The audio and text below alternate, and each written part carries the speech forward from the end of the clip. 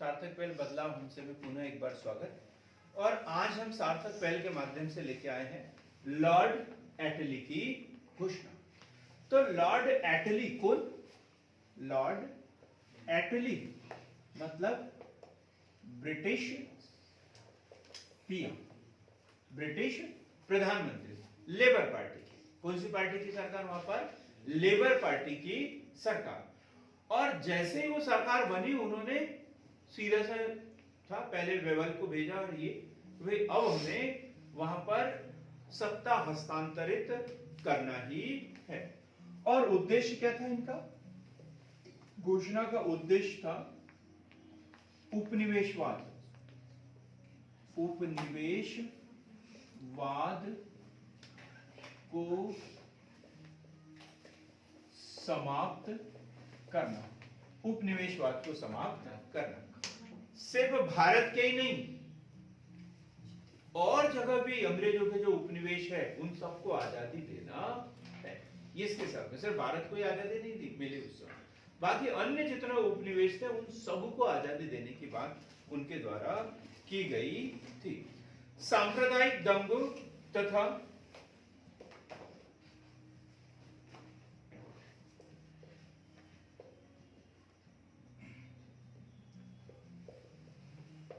सांप्रदायिक दंगों तथा महंगाई। महंगाई क्यों? द्वितीय विश्व युद्ध के कारण। तो सांप्रदायिक दंगों, महंगाई तथा अव्यवस्था के बीच शासन संचालन कठिन, शासन संचालन कठिन। अव्यवस्था कैसी? वही भारत में सांप्रदायिक दंगे। तो इसके कारण जो है अब भारत के ऊपर प्रशासन करना उतना आसान नहीं रहा। पहले यही होता था, यहां से वसूल करते जाते और लेके चले जाते थे। अब यहाँ के लोग पूछने लग गए कहाँ लेके जा रहे हो, क्यों लेके जा रहे हो, तो थोड़ा सा कठिन तो होगा। जैसे पहले हमारे यहाँ रिश्वत वगैरह ये वो कैसे चलती थी, लेकिन अब सीएम हेल्पलाइन और ये और वो सब होने लग गए ना, तो देने वाले तो लेके घूम रहे हैं, लेकिन लेने वालों के हाथ कांपते हैं कि कैसे ले, किस हाथ से ले, किधर से ले। तो ये दिक्कत तो हो रही है, तो उस समय भी ये हो रही थी।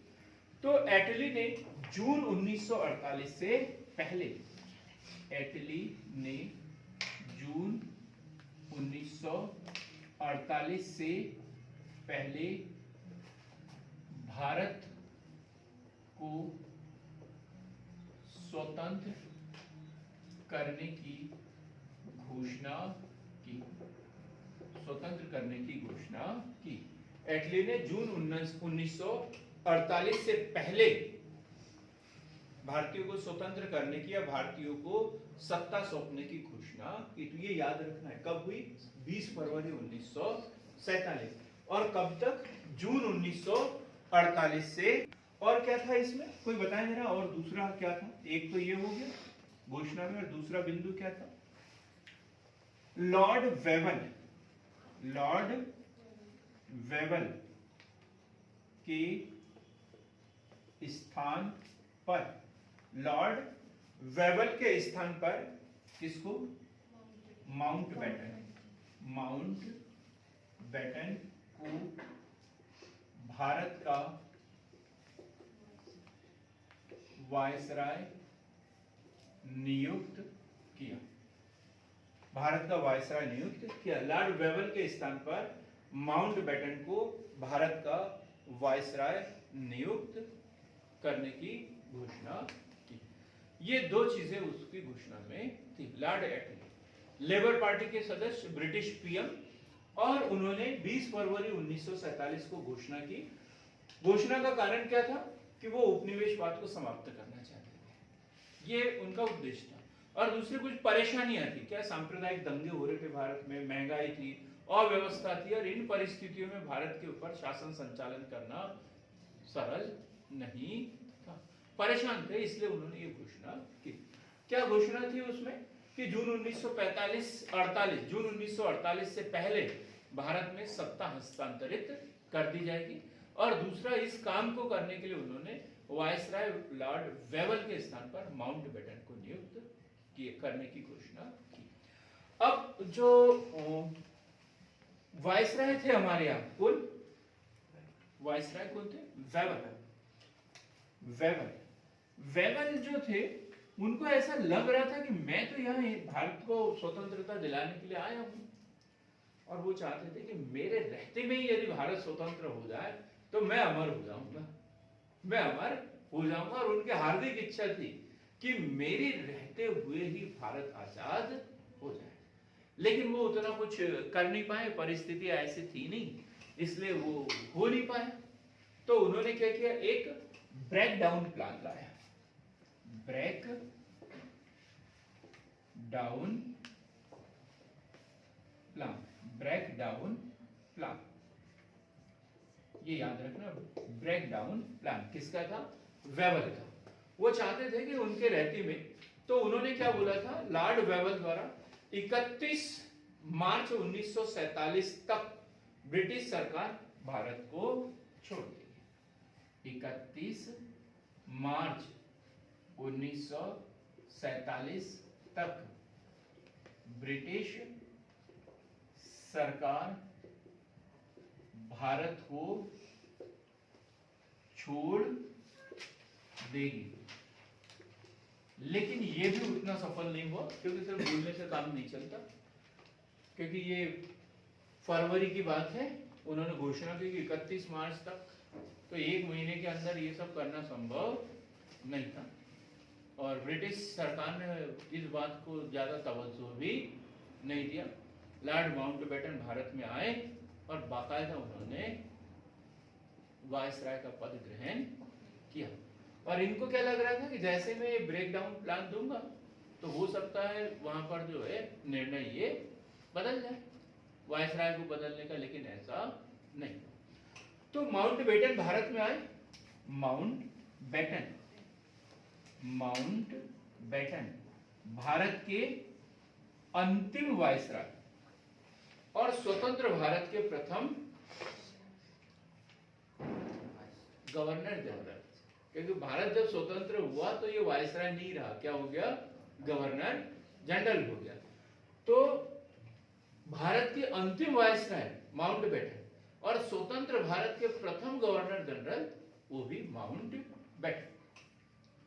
तो माउंटबेटन जब आए भारत में 23 मार्च 1947, 23 मार्च 1947 को उन्होंने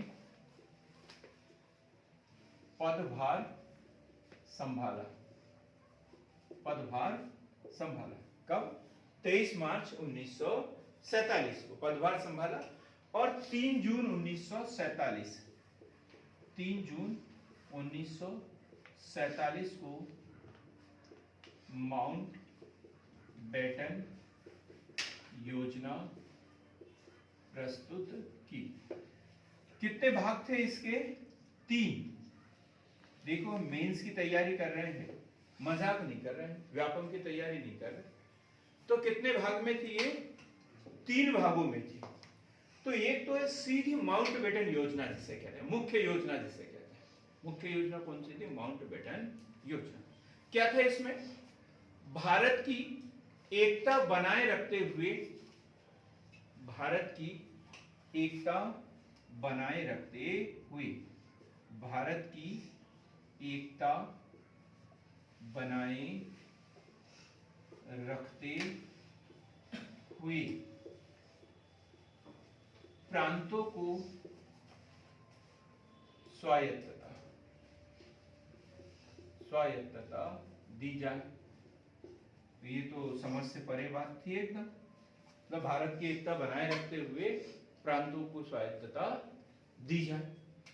भारत को 2 प्रभुत्व संपन्न राज्यों में बहुमत के आधार पर बांटना। दूसरा है भारत को 2 प्रभुत्व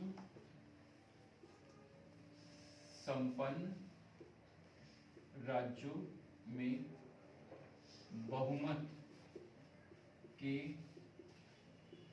आधार पर बांटना, बहुमत के आधार पर बांटना, दो प्रभुत्व संपन्न राज्यों में। तो दो प्रभुत्व संपन्न राज्य वही है, दो तान, एक हिंदुस्तान और दूसरा पाकिस्तान, यहीं पर आ गए और इसे कांग्रेस ने भी स्वीकार कर लिया और मुस्लिम लीग ने भी स्वीकार कर लिया। दो तीन लोग इसके खिलाफ थे, यह कथन हमें यहाँ पे पढ़ना, कथन भी यहाँ पे हमें देखना है। तो एक थे आजाद, कौन से आजाद? मौलाना अबुल कलाम आजाद। मैं बंटवारे के खिलाफ हूं, मैं बंटवारे के खिलाफ था और आज भी हूं, आज भी हूं, आज भी हूं। गांधी जी क्या बोलते हैं इसके ऊपर, इस प्लान के ऊपर, माउंटबेटन योजना के ऊपर? सर बंटवारा होगा तो मैं लास्ट के, हाँ ठीक। अगर कांग्रेस बंटवारा मंजूर करेगी, यदि कांग्रेस बंटवारा मंजूर करेगी तो उसे मेरी लाश से होकर गुजरना होगा। यदि कांग्रेस बंटवारा मंजूर करती है तो उसे मेरी लाश से होकर गुजरना होगा, गुजरना होगा। ठीक। एक थे गोविंद वल्लभ पंत, गोविंद वल्लभ पंत, ये एक नेता थे। क्या बोला था इन्होंने, किसी को पता है क्या? गोविंद वल्लभ पंत द्वारा क्या बोला गया था? उन्होंने बोला था 3 जून की योजना की स्वीकृति ही, 3 जून की योजना की स्वीकृति ही देश के लिए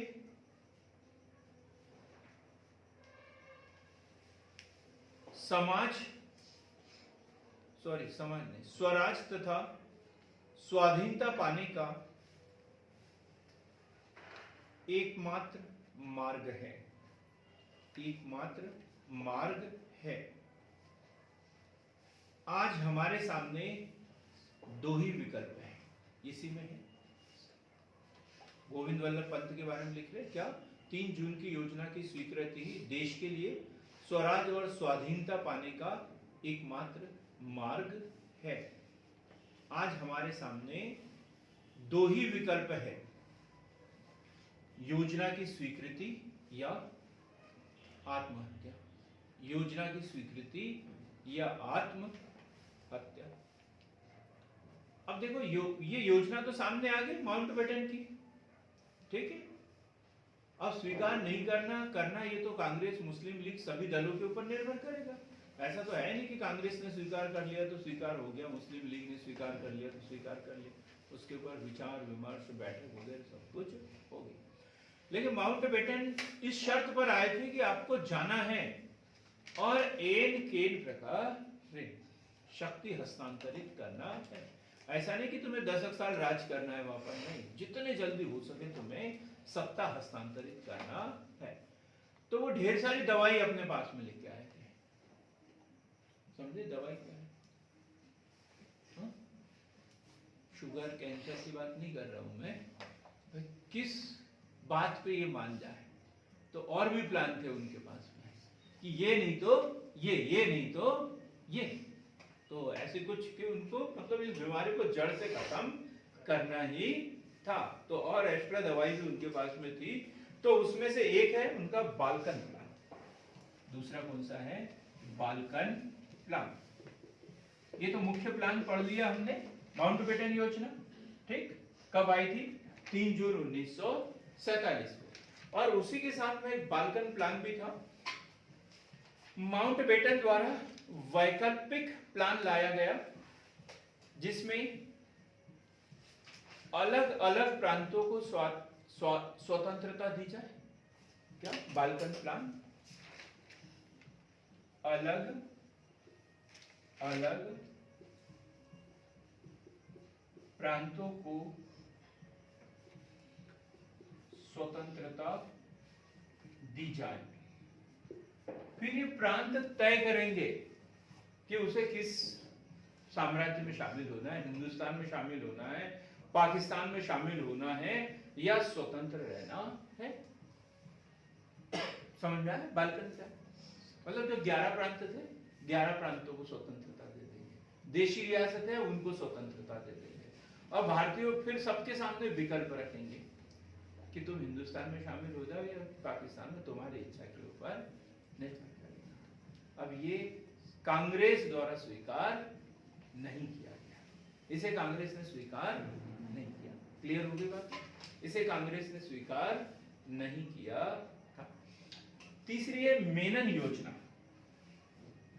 मेनन योजना ये बाद में आई थी, यह है 2 जून 1947 की, 2 जून 1947, लेकिन ये भी भारत विभाजन से संबंधित ही योजना थी, उसी समय आई थी 2 जून 1947। डोमिनियन स्टेट के आधार पर, डोमिनियन स्टेट के आधार पर भारत और पाकिस्तान दोनों अधिराज्यों को सत्ता सौंप दी जाए, सत्ता सौंप दी जाए, सत्ता सौंप दी जाए। तो ये माउंटबेटन के साथ में प्लान अलग अलग थे, मेनन योजना और ये और वो, तो बाल्कन प्लान, ये माउंटबेटन मैटर अपने साथ में लेके आए थे कि मुझे ऐसा ऐसा विभाजन करना है। तो उसमें भारत के जो आईएएस लॉबी थी उसमें मेनन उनके थे, अधिकारी थे, तो उनसे भी पूछा भाई तुम्हारा क्या है, तो उन्होंने बोला मेरे पास भी एक योजना है। उन्होंने 2 जून को पहले ही बता दिया कि अपन ऐसा ऐसा चाहे तो कर सकते हैं, क्योंकि ये भारत की परिस्थितियों से वाकिफ थे, भारत के थे और इतने सालों से वो शासकीय सेवा में रह चुके थे, तो उनको मालूम था कि विभाजन के अलावा दूसरा कोई उपाय यहाँ पर नहीं है। तो उनकी कौन सी थी? मेनन योजना, 2 जून 1947, 2 जून 1947। अब हम माउंटबेटन योजना को और डिटेल में देखते हैं। माउंटबेटन योजना, क्योंकि जब ये कांग्रेस स्वीकार करेगी तो फिर पूरी डिटेल में उसकी पूरी बातें पढ़ना पड़ेगा। ये तो हमने वो प्लान बताए जो माउंटबेटन अपने साथ में लेकर आए थे। तो हम ऐसी चर्चा करेंगे, आप लोग लिखते जाएंगे, लिखना हो तो माउंटबेटन योजना कब? 3 जून 1947 को प्रस्तुत की गई। मुस्लिम लीग द्वारा 10 जून को इसे स्वीकृत कर लिया। मुस्लिम लीग द्वारा 10 जून को इसे स्वीकृत कर लिया, और कांग्रेस ने इसे कब स्वीकृत किया? 14 जून का। आप पढ़ के आए हो आज बंद है, बहुत ही शानदार। 14 जून को कांग्रेस ने इसे 14 जून को स्वीकार किया था। अब क्या था इसमें? तो पहली बात तो भाई 2 अधिराज्यों की बात की इन्होंने। तो मुस्लिम बहुल क्षेत्र चाहे तो, मुस्लिम बहुल क्षेत्र पहली शर्त थी, मुस्लिम बहुल क्षेत्र चाहे तो अलग अधिराज्य बना सकते हैं, अलग अधिराज्य बना सकते हैं, पर इसके लिए एक संविधान सभा का गठन किया जाएगा, संविधान सभा का गठन किया जाएगा, जो 2 अलग अलग राज्यों में प्रांतीय विधानसभा को बांटेगा। अब वो 2 राज्य कौन से होंगे?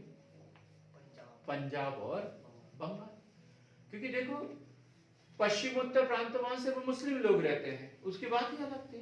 सिंध प्रांत जहां मुस्लिम लोग रहते थे उसकी बात ही अलग थी। बलूचिस्तान जहां सिर्फ मुस्लिम लोग रहते थे उसकी बात ही अलग थी।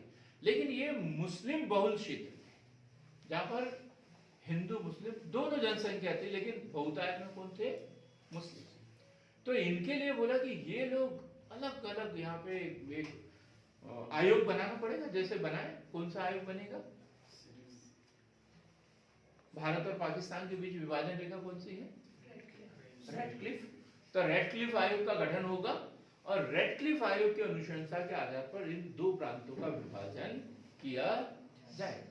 ठीक, तो मुस्लिम बहुल क्षेत्र चाहे तो अलग अधिराज्य बना सकते हैं, पर इसके लिए एक संविधान सभा का गठन या एक आयोग का गठन किया जाएगा जो अलग अलग राज्यों में प्रांतीय विधानसभा को बांटेगा। और वो राज्य कौन से थे? पंजाब और बंगाल। पंजाब का विभाजन होगा तो जो पूर्वी पंजाब है हमारे पास में और पश्चिमी पंजाब जो है वो पाकिस्तान को। ऐसे बंगाल का विभाजन होगा तो पूर्वी बंगाल जो है वो पाकिस्तान को मिलेगा और पश्चिम बंगाल जो है वो भारत को मिलेगा। तो पश्चिमी पंजाब भारत में, सॉरी, पूर्वी पंजाब भारत में और पश्चिमी बंगाल भारत में। ठीक, क्योंकि दोनों अलग अलग सीमा पर स्थित था। अब दूसरी शर्त क्या थी इसकी? अब ये उनके लिए है जो मुस्लिम बहुल थे, उनके लिए उत्तर पश्चिम सीमा प्रांत में, उत्तर पश्चिम सीमा प्रांत में जनमत संग्रह के आधार पर तय किया जाए कि वो क्या चाहते हैं। उत्तर पश्चिमी सीमा प्रांत में जनमत संग्रह के आधार पर तय किया जाए कि वो क्या चाहते हैं, क्योंकि नवाब वहां पर हिंदू है और जनसंख्या मुस्लिम, जनसंख्या वहां की मुस्लिम। असम के सिलहट जिले में जनमत संग्रह, असम के सिलहट जिले में जनमत संग्रह, जनमत संग्रह। ठीक, क्योंकि वह मुस्लिम बहुल है। उसी प्रकार सिंध व बलूचिस्तान, ये टोटल क्या है? मुस्लिम बहुल प्रांत थे। या विभाजन और ये कुछ किसी से पूछने की जरूरत ही नहीं। जनता भी मुस्लिम और वहां की प्रांतीय सरकार वो भी मुस्लिम और अंग्रेजी प्रांत थे, तो वहां पूछने की जरूरत ही नहीं थी। तो यहां सिंध और बलूचिस्तान के मामले में प्रांतीय विधान मंडल को निर्णय लेना है। प्रांतीय विधान मंडल को निर्णय लेना है। प्रांतीय विधान मंडल निर्णय लेगा कि क्या करना है उन्हें, हिंदुस्तान या पाकिस्तान। इसी प्रकार जो पहले पॉइंट में ही था मुस्लिम बहुल क्षेत्र, वैसे ही देखे तो पंजाब, बंगाल व असम के विभाजन के लिए एक सीमा विभाजन आयोग, रेडक्लिफ आयोग, और जो रियासतें हैं उनके लिए क्या था? रियासतों के लिए, रियासतों को स्वयं निर्णय लेने के लिए छोड़ दिया गया। या तो वो हिंदुस्तान में शामिल हो जाए या पाकिस्तान में शामिल हो सकते हैं या फिर अपना स्वतंत्र अस्तित्व बनाए रख सकते हैं। तो ऐसी योजना जो है वो प्रस्तुत हो गई कब? 3 जून 1947। और मुस्लिम लीग ने जो है 10 जून को इसे स्वीकार कर लिया। मजबूरी में कांग्रेस ने भी इसे 14 जून को स्वीकार कर लिया गया। तो हमने देखा भारत विभाजन की परिणति या भारत की स्वतंत्रता की परिणति। तो परिणति के रूप में हमने देखा लॉर्ड एटली की घोषणा, जो ब्रिटिश पीएम थे, उन्होंने घोषणा की 20 फरवरी 1947 और उसमें यह बोला कि जून 1948 से पहले भारत को स्वतंत्र कर दिया जाएगा।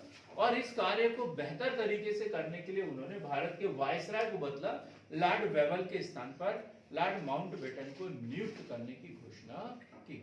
जब लॉर्ड एटली की घोषणा हुई तो तत्कालिक जो भारत के वायसराय थे लॉर्ड वेवल, इनके द्वारा ब्रेकडाउन प्लान लाया गया कि नहीं, इससे पहले भी जून 1948 से पहले भी हम भारत को आजादी दे सकते हैं। और उन्होंने बोला कि कोशिश करेंगे हम 31 मार्च 1947 तक ब्रिटिश सरकार भारत को छोड़ देगी, ब्रिटिश सरकार भारत को छोड़ देगी। लेकिन नहीं हो पाया।